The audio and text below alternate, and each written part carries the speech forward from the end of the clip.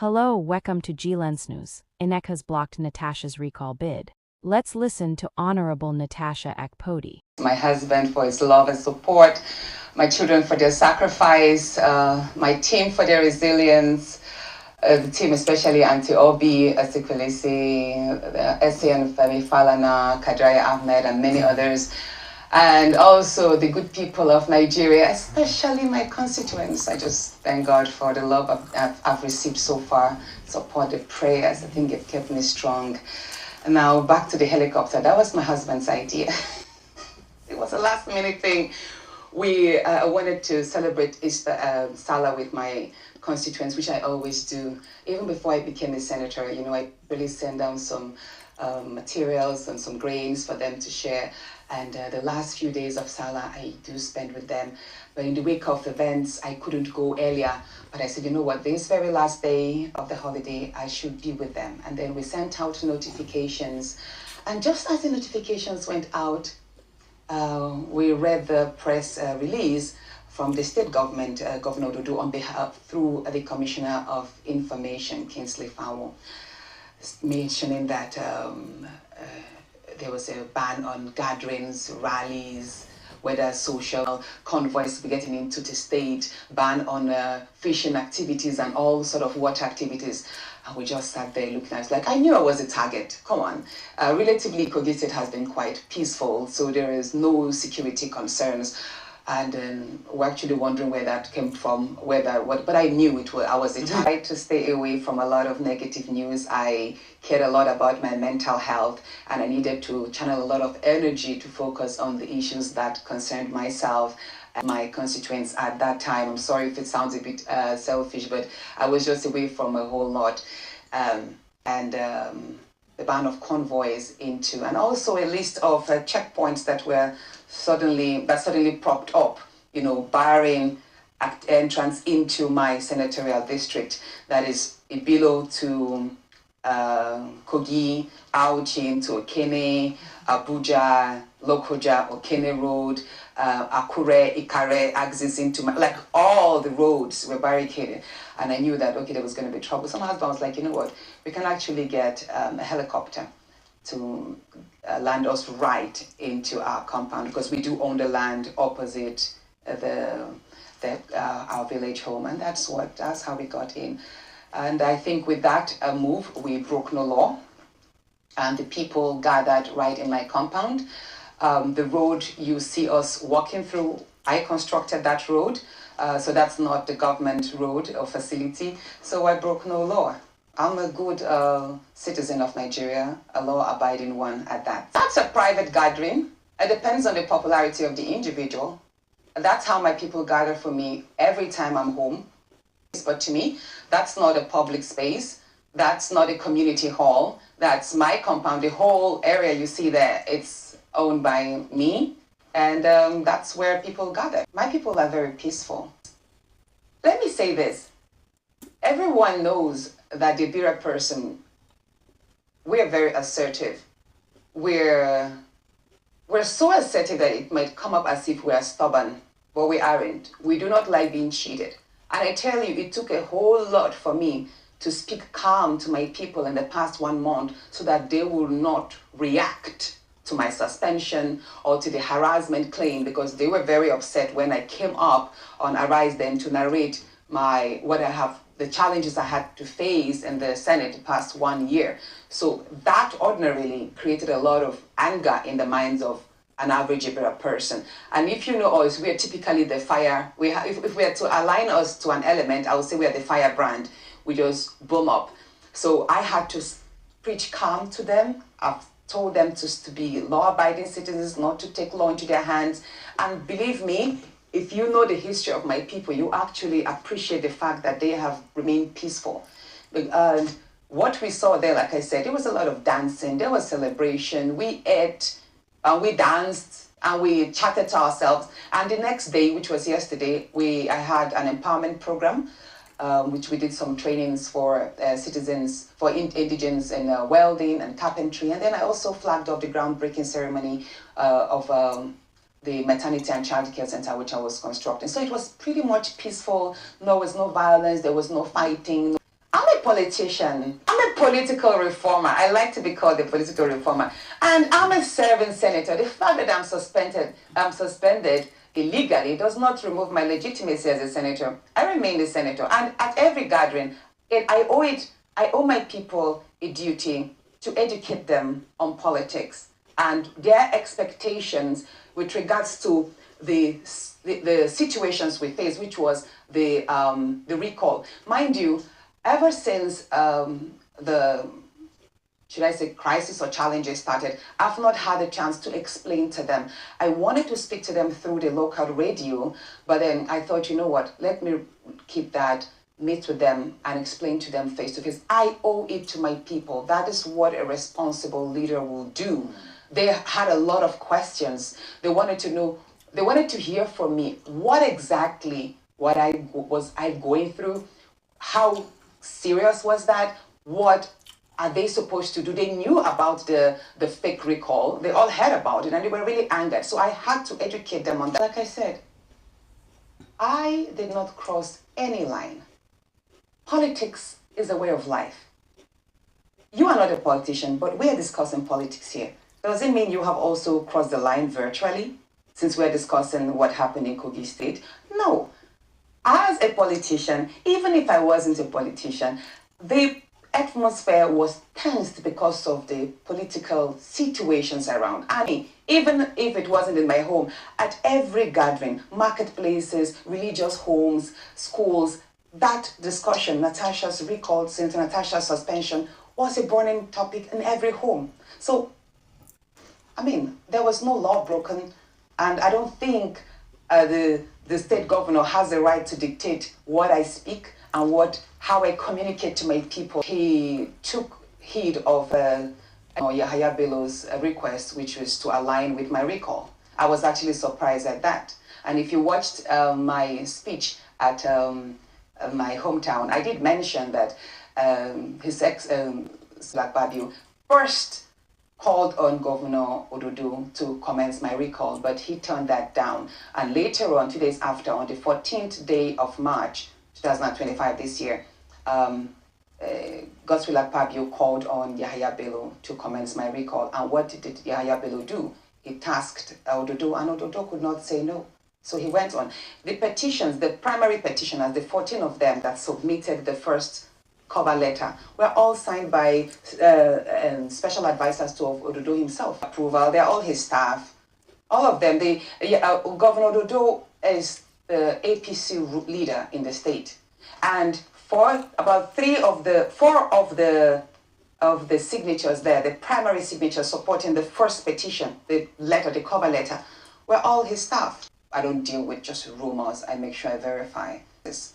And the moment I got to know about it, it was actually about 10 p.m. So when Senator Asukwa drove him from Hilton Hotel to Godswill Akpabio's residence, and that's where the meeting held.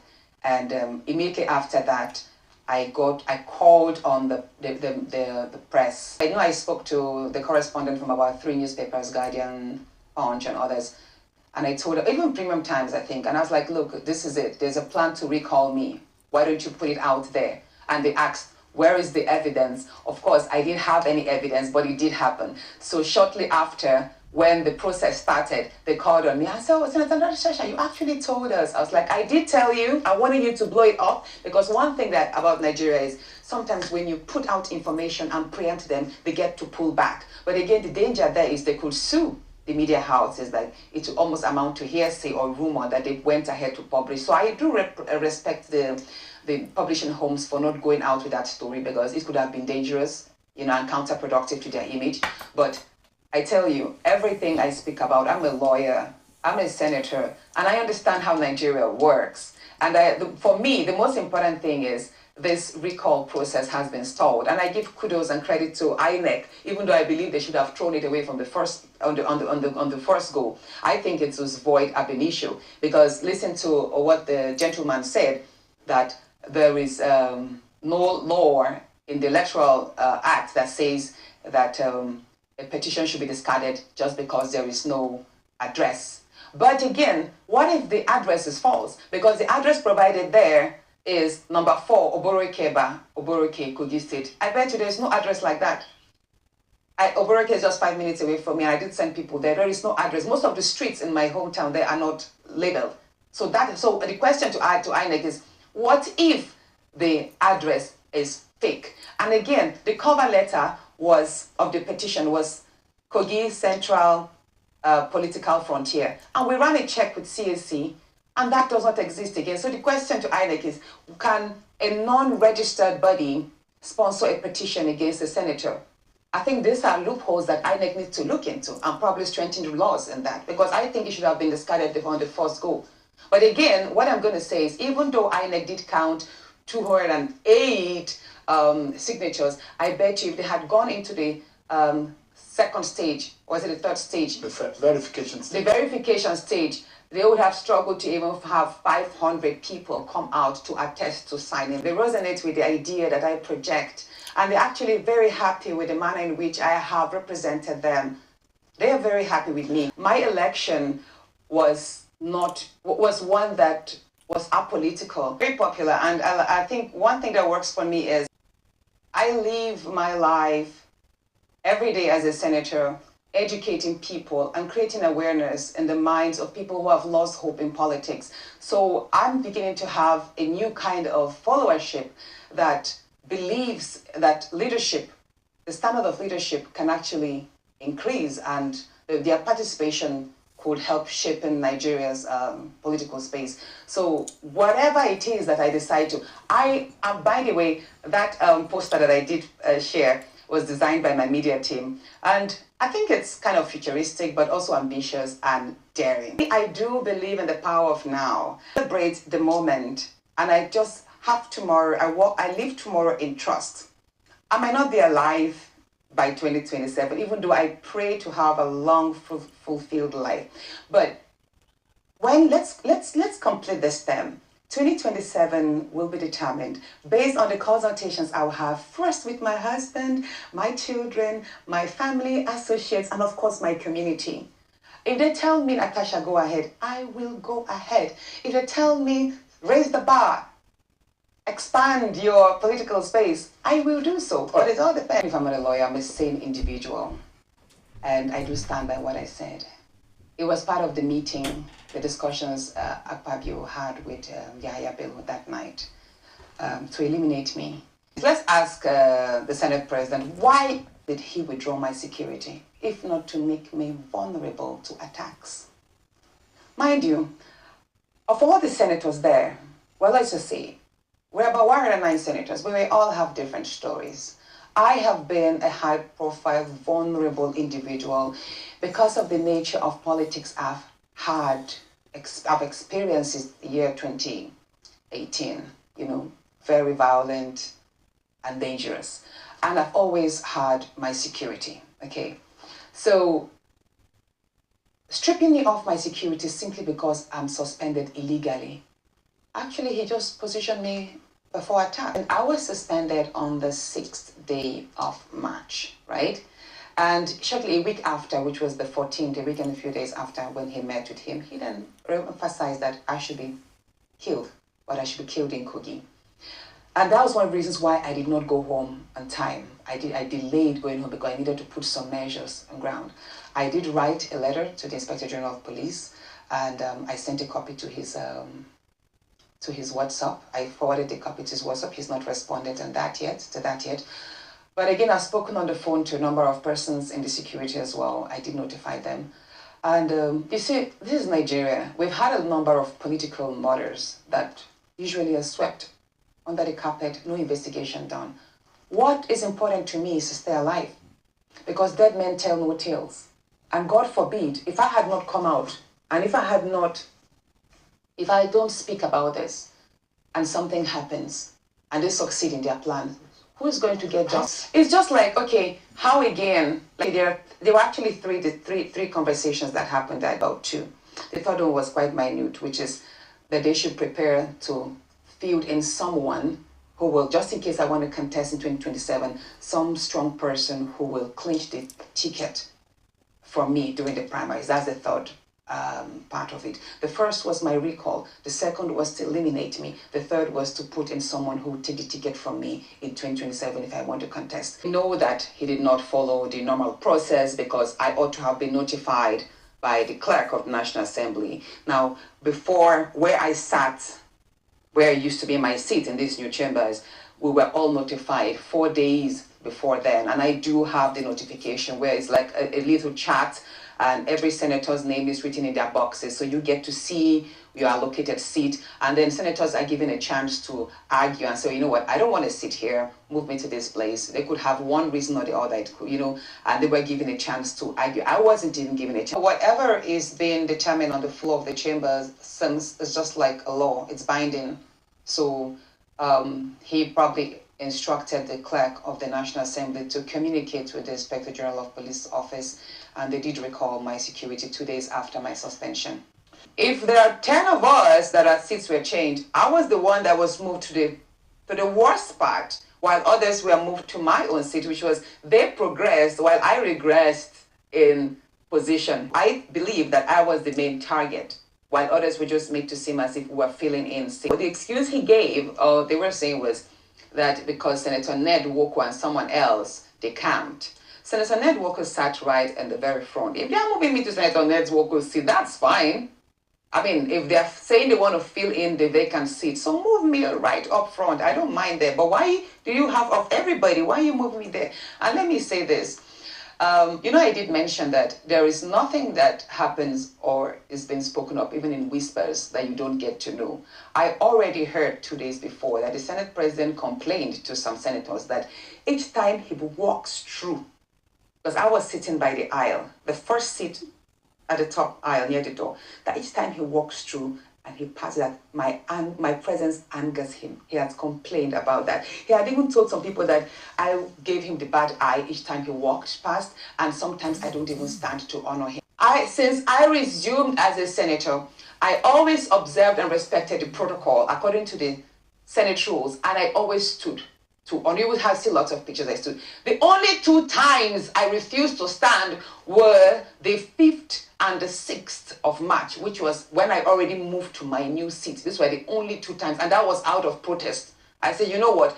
We already had the heated conversation and the problems, and I did not stand to usher him in. I didn't join the procession in ushering him in on the 5th and the 6th after I have moved to that seat. But while I was sitting there, I always stood to observe the procession. So, but basically, what some people thought that, oh, she was just rude. She didn't want to, she broke the Senate rule. She should have just moved to the seat according to that. But I knew that that was an attack, a further attack of many others that I have faced in a continuous manner. And that was why I refused to move, because I knew it was born out of malice. I perceived the Senate President was hiding under the Senate rules to exercise his vendetta on me. When the whole relationship started, when I started rejecting the advances, and I experienced the hostility, I did mention a number of times to my husband, who would then speak to him. And there was a time we were also in London last year, January 12th. We visited him, his wife was there, and my husband was like, oh, why is it that you were a bit unfriendly to her and that she's complained? And then he right there was like, oh, why are you always reporting me to your husband? Why don't you tell me directly?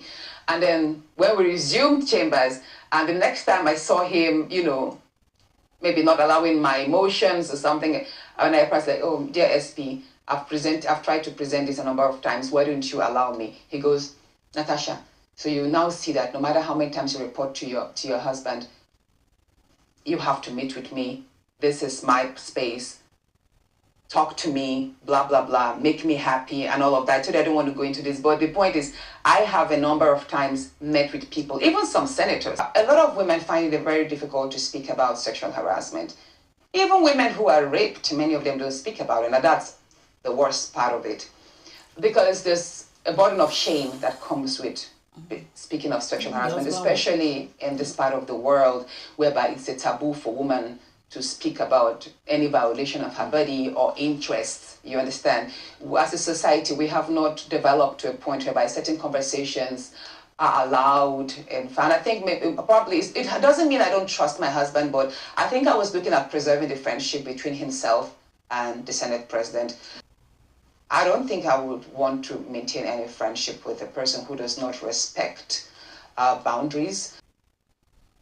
Is this the court? The right time and in the right space, I will present the evidence that I have. But let me say this, while I was illegally suspended for the matter to be investigated, and then the committee that was set up, which was headed by Senator Neda Maswen, they did not invite me. The first time the invitation was sent out, which was on the 5th, that was the very day I submitted the petition. There was a court order that the committee should not sit for 72 hours, but explained to the court the reason why I should face that committee. They went ahead, had the session, had the meeting, came up with the suspension, and there were also complaints by some senators that their signatures were, it was the attendance sheet that was used to endorse the report and not the senators themselves, which also amounts to the report being fraudulently conducted, which also again means my suspension is void ab initio as well. So a whole lot of irregularities surround my suspension. And then again, when I asked why was I suspended, they said I was not suspended for the sexual harassment. I was suspended for gross misconduct. And then you ask, what exactly was my gross misconduct? What did I do that amount? They say it's because I violated the Senate rules. But are they not in violation of the Senate rules? The Nigerian Constitution does not allow an elected officer to be suspended. I believe that removing me as one of the senators participating in the IPU, and denying me participation in some United Nations activities and many other, not allowing me to speak on the floor of the Senate, participating in debates. I was silenced pretty much for 7 months from July last year. All of my activities were done because I found a way of lobbying around my colleagues, lobbying around ministers, and I was able to attract this project. I was not given on any gold platter in the chambers. So removing me as a chairperson committee on local content and all of these other things were just, like I said, a lot of malice. It got to a point whereby he didn't want me to thrive. He was frustrating me and trying to break me down, so I will succumb and fall into his whims. But again, let me say this. The reason why I speak about the sexual harassment is because a lot of women do suffer. It's a very common societal vice that many people don't speak about it. And I hope to give you a voice and give courage to many women, not only in schools, but in corporate arena, in political spaces, so that women in Nigeria will have safe spaces. I'm not embarrassing the nation. I'm just bringing awareness so that there can be better reform. Sexual harassment. I was not seeking financial compensation. I just wanted to put out my story and have the Senate president leave me alone so I could walk. That's all for today's update. If you found this story helpful or interesting, don't forget to like, share, and comment with your thoughts below. And for more breaking news and in-depth coverage, hit that subscribe button and follow us to stay informed. Thanks for watching. We'll see you next time.